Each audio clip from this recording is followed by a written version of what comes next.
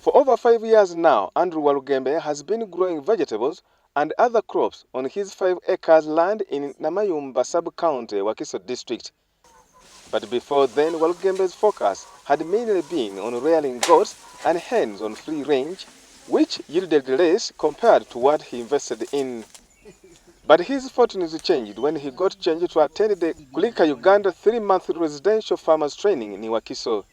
He explains that previously, as a result of pouring chemicals into the ground, the soil quality had deteriorated. I was keeping animals and growing vegetations, but I was misusing the animal wastes, using them anyway, anyhow. But after the training of by Kulika, I learned how to make a compost instead of just taking this manure directly to the garden.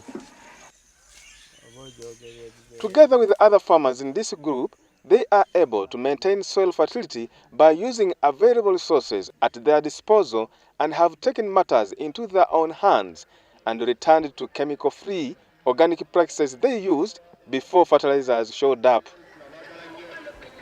I use rabbit pits. I collect my wastes at home into the rubbish pit. After that, I use it into the garden. Then the vegetations grow well. Most farmers who have graduated from the Kulika Farmers Training College are now in position to utilize their small plots of land. These are given seeds to start up seed banks, which has eased the access to quality planting seeds. These crops like oranges, mangoes, personal fruits, I used it just to plant these seeds, but now I can graft seeds for myself.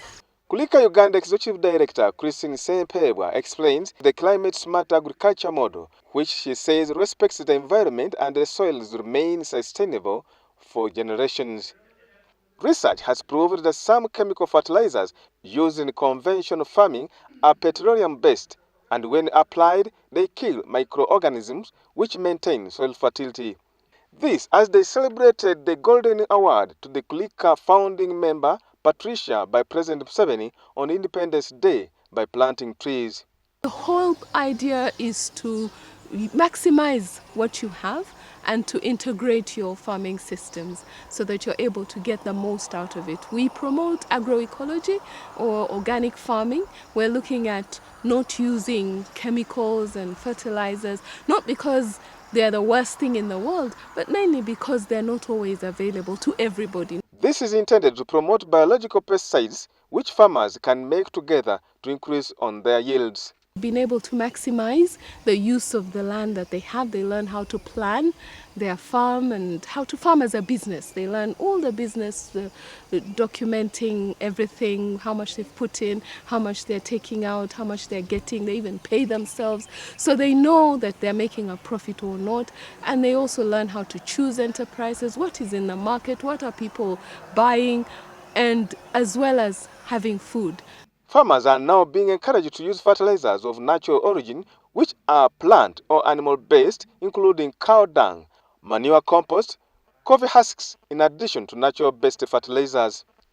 Unfortunately, even with these easy means of improving the fertility of their soils, farmers are not raising high volumes of food. Yet organic farming is the fastest growing food industry in the world with a ready market for their produce.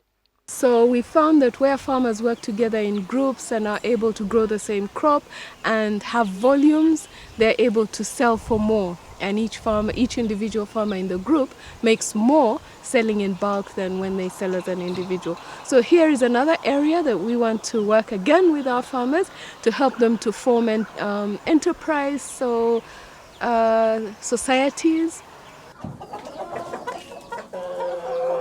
This comes at a time when people are becoming conscious of what they eat and about the environment.